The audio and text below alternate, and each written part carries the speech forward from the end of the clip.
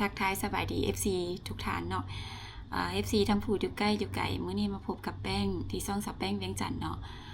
ขอขอบใจ FC ทุกท่านเนาะที่เข้ามาติดตามแป้งในแต่ละคลิปเนาะมากดไลค์แล้วก็มาคอมเมนต์มื้อนี้แป้งเฮ็ดคลิปเนาะจะไปถ่ายหออยู่ในแถวตัวเมืองเวียงจันทน์นี่แหละหอเอิ้นว่าเพิ่นสร้างหอไว้ให้กราบไหว้แป้งก็บ่แน่ใจว่าหอหยังเนาะเพราะว่ายังบ่เคยไปจักเทื่อน้องหักก็ยังบ่เคยไปเพิ่นก็เลยมาชวนว่าแป้งมื้อนี้วันศีลเฮาไปไหว้พระขอพรปะอันนี้เป็นสถานที่ใหม่เนาะที่คนอยู่เวียงจันทน์นี่ก็เจ้านิยมไปเนาะแป้งก็บ่ฮู้ว่าจะเป็นแบบใดเนาะเดี๋ยวประมาณ 1 โมงน้องหักน้องสาวเป็นรุ่นน้องนำกันนี่แหละรู้จักกันมาหลายปีละเดี๋ยวเพิ่นสิมาหับเอาแล้วเดี๋ยวแป้งสิไปถ่ายบรรยากาศให้เบิ่งว่าเป็นแนวใดเนาะเดี๋ยวไปเบิ่งพร้อมกันเลยเพราะว่าแป้งก็ยังบ่เคยไปจักเทื่อตอนนี้นางก็มาหับแล้วเนาะพากันไปวัด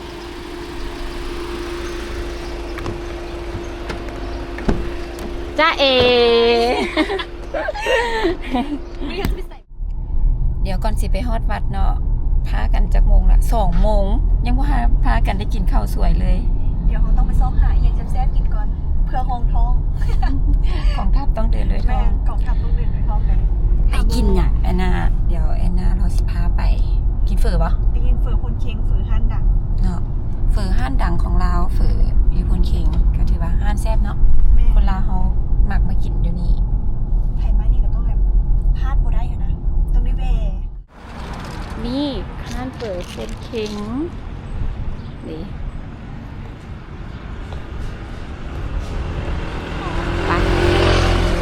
คนก็สิบ่หลายเนาะยามนี้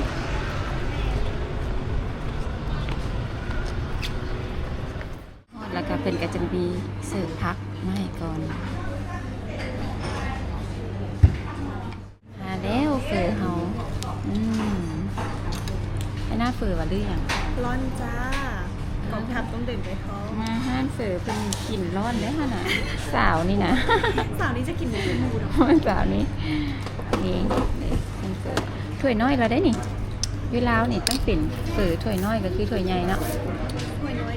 จ้าถ้วยน้อย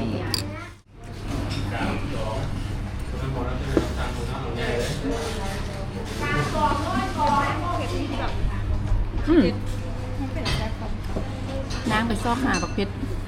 จานนี้พวกเป็ดแต่แซ่บนางไปซอกหาบักเพชรจานเป็ดแต่แซ่บนะทีเด็ดของบักเพชรอันนี้ก็จะเป็นลูกชิ้นมันพากันปูกับบักเพชรแต่ว่าไม่กินกับคนป่วยนี่แหละ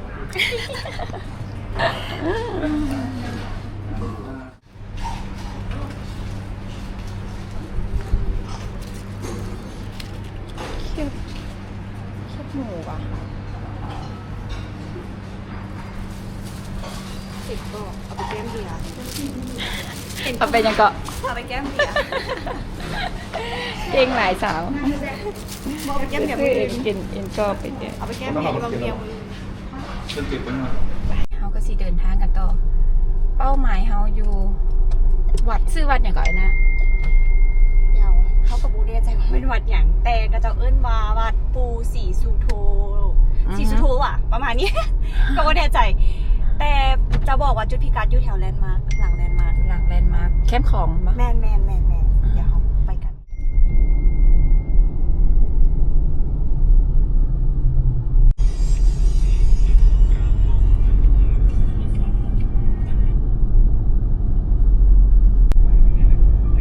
ตอนนี้เขาก็ใกล้สิฮอดเป้าหมายละตอนนี้ฮอดใจกลางเมืองเอิ้นว่าตลาดเศร้านะตึกตัวนั้นก็จะเป็นตลาดเศร้าโม่เนาะส่วนรวมของแหล่งช้อปปิ้งอยู่ในลาวตอนนี้เวลา2:40รถก็จะเป็นโล่งๆแดงก็จะบ่ค่อยติดคันเวลา4-5 โมงนี่รถก็จะติดหลายก็นี่แม่พี่น้องเอ้ยบ่เห็นหยังนางติดตามแต่ข่าวไทยเบิ่งกันได้ยินข่าวแผ่นดินไหวเนาะนะเนาะแม่ได้ยินข่าวแผ่นดินไหวเฮากระตุกโอ้ยขอคือหัวใจเฮาก็แบบเป็นกำลังใจให้กับแบบแม่นประเทศใกล้ๆบ้านแม่นกำลังเจอปัญหานี้อยู่เนาะทุกอย่างมันก็เป็นให้มันเกิดแต่ว่า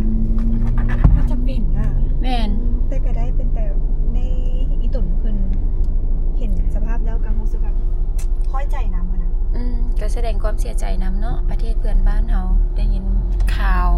แบบนี้มาเนาะผู้ใดก็บ่อยากให้เกิดขึ้นกันแต่มันก็เป็นเรื่องภัยธรรมชาติเนาะใช่ไหม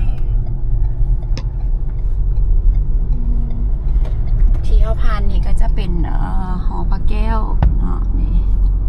หอพระแก้วถ้าใครติดตามแป้งก็จะเห็นว่าแป้งถ่ายคลิปเทื่อที่แล้วนี่แป้งมาถ่ายตัวหอพระแก้วนี่แหละนี่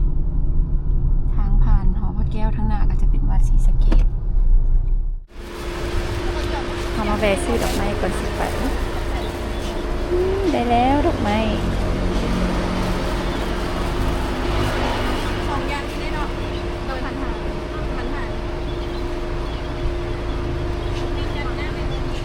ได้แล้วดอกไม้ที่จะไปไหว้ปูกำลังมาซอกหาบนจอดรถ เอามาฮอดวัดละอันน่าเป็นวัดวะหรือเป็นหอซื้อๆเนาะ เป็นหอ บุญเป็นวัดเนาะโอ้ขอโทษเด้อFC อันเนี้ยเป็นหอบ่มันเป็นวัดสร้างหอปู ทุกคนแบบเชื่อเอาตามความเชื่อของแต่ละคน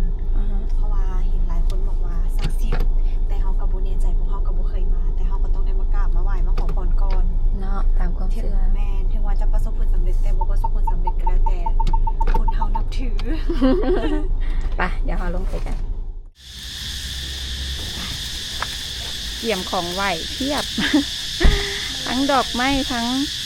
หมากไม้ เขาจะถือมาในมือนี้ก็คือแบบดอกไม้9 อย่าง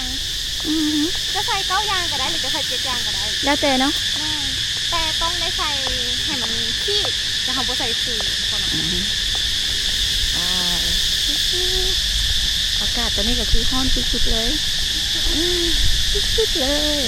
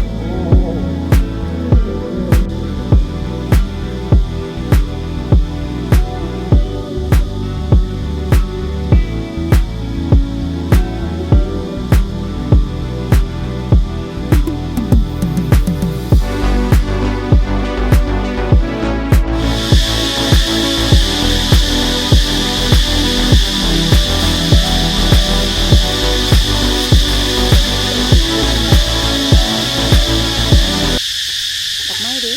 ดอกไม้ใช่ไหม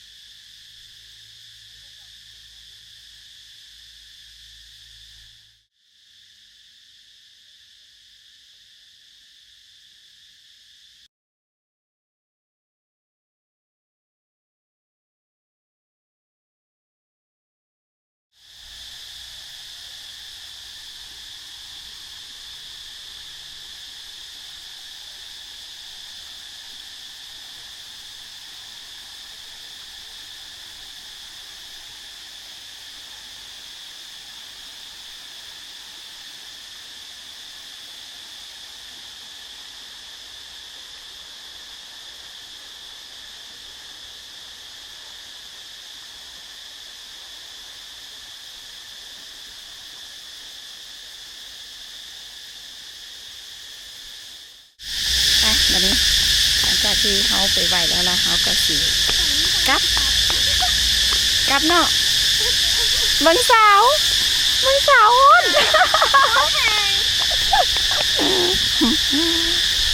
ย่านผิวเสียสาวฮ้อน แล้วที่บอกว่าเจ้าของแบรนด์ผิวดำ โอ้ลืมบอกแอนนาเรามีอันนั้นเราขายครีมทาผิวขาวเห็นบอกผิวเราขายขาวใสแอนนาบนผิวดูผิวเราขาวดูอันนี้เพิ่นเป็นเจ้าของครีมเพิ่นขายแบรนด์ของเพิ่นเองเนาะเป็นครีมทาผิวนี่แป้งกับไส้อยู่ผิวก็จะประมาณนี้อันนี้ผิวจริงเลยกล้องจริงกล้องสดนี่ไปมานี่เอากำลังสิกลับ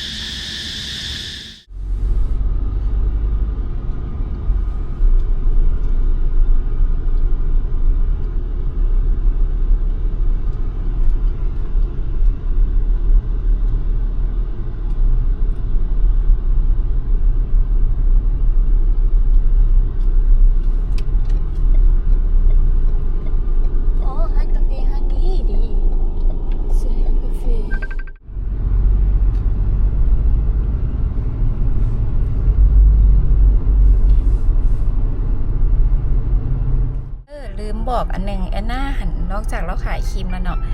แล้วก็ยังมีร้านอาหารเนาะเป็นสวนอาหารอยู่พูดแหละอยู่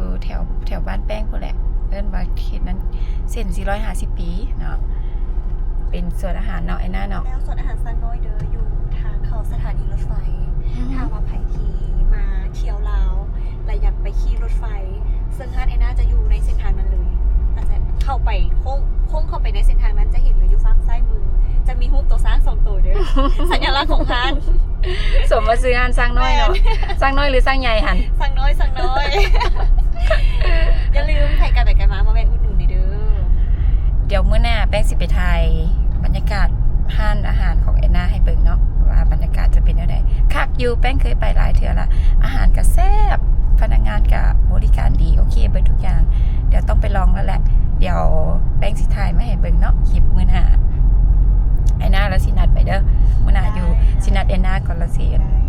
ไปถ่ายห้านอาหารเพิ่น มาอย่าลืมมาอุดหนุนไหมคะตัวน้อยๆเนี่ย เป็นตาอุดหนุนเยอะแล้วเนาะไม่ค่างามปานนี้เนาะเป็นตาไปอุดหนุนเพิ่นเยอะ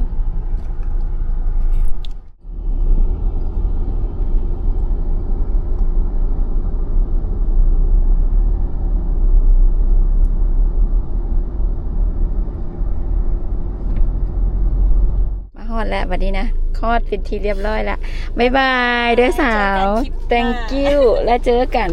คลิปหน้าบางทีเจอกันอยู่อันส่วนอาหารของแอนนาเนาะ ได้แล้วเราเจอกัน โอเคบ๊ายบาย ส่งกับแป้งฮอด ฮอดแล้ว บอลพักก่อน มื้อหน้าเราเจอกันใหม่ โอเคบ๊ายบาย thank you จ้า ดูหน่อยสิบ๊ายบายสาวสำหรับมื้อนี้แป้งกสิขอปิดคลิปเพียงแต่เท่านี้เนาะขอขอบใจหลายๆ FC สำหรับว่าผู้ที่ติดตามแป้งเนาะในทุกๆคลิปเลยทั้ง FC ผู้ที่ใกล้แล้วก็ผู้ที่อยู่ไกลแป้งเฮ็ดผิดพลาดประการใดก็ขออภัยเนาะเดี๋ยวคลิปหน้าแป้งจะไปถ่ายสิ่งใหม่ๆบอนอื่นๆมาให้ FC ได้เบิ่งกันเนาะสำหรับมื้อนี้ขอขอบใจหลายๆบ๊ายบาย